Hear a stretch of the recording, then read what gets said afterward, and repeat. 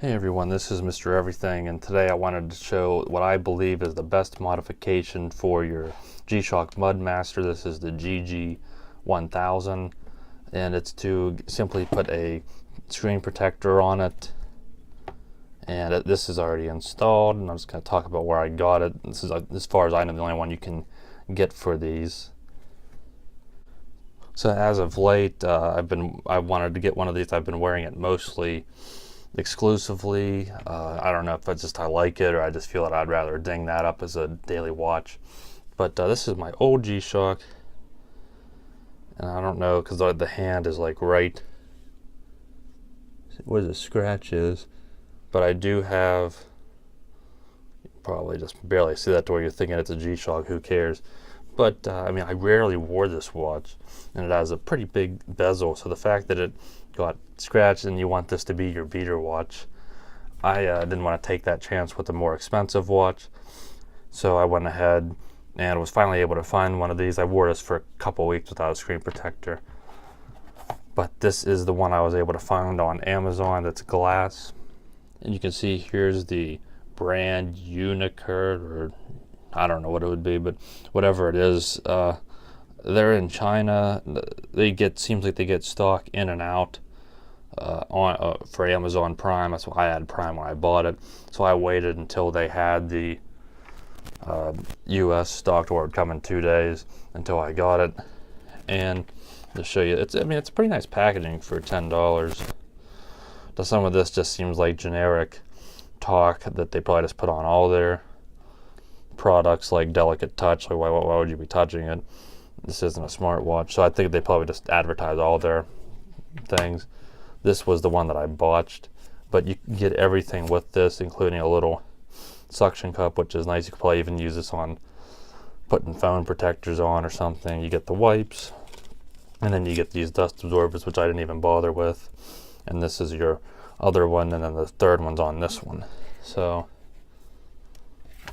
it's a nice little presentation, but who cares about that really? I'll just show you. So there's only one layer. You clean your watch up, take that off, or you put your suction cup on first, and then take it and then apply it on. The problem I had was, no matter what I did, I noticed that I was getting air bubbles like really bad, and it said it wasn't supposed to do that. And one thing I noticed is glass screen protectors don't get air bubbles.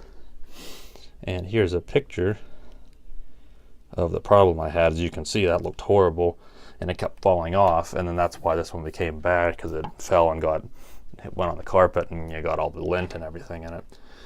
So what I had to do, and if you get this, is the chapter ring. You can kind of see how it's underneath the ring now, or kind of that you can see the ring pokes out. It wasn't in, so you had to literally press this, and that's kind of their fault, because they don't put that in the instruction. I had to get my nail, and you don't want to put so much pressure that maybe it breaks up. You got to really push it, and you'll feel it kind of click in as it goes beneath the chapter ring, or at least butts up against it. And then almost all of the bubbles in the air gap went out of it. There was still a wee little bit that was like this much, and I kept pressing it, and then I just let it sit for like an hour later. I went back around, and I've never had any trouble since.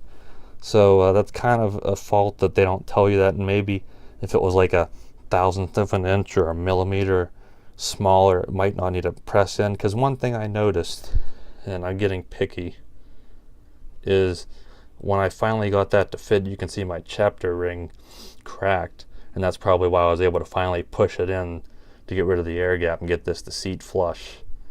And I wasn't happy about that at first, but then I kind of was thinking that I would rather have the screen basically never get scratched and have a cracked chapter ring.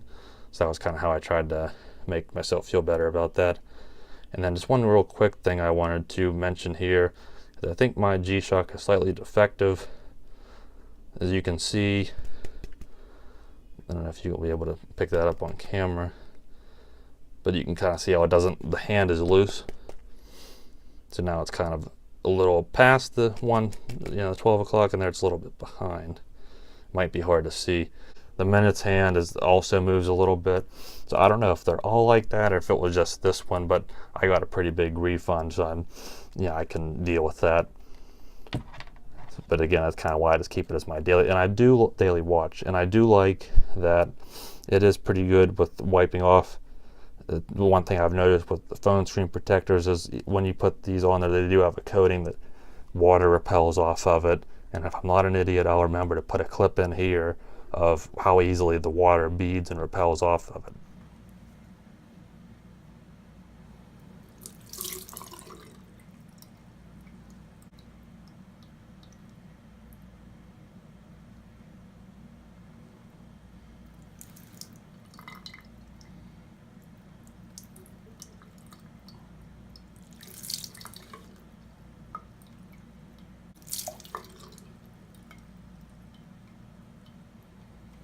And they do, like, they get smudges and they wipe off better. They are just a better type of glass to have over top of it. So I don't really think your G-Shock needs, at least this one, needs much more modification.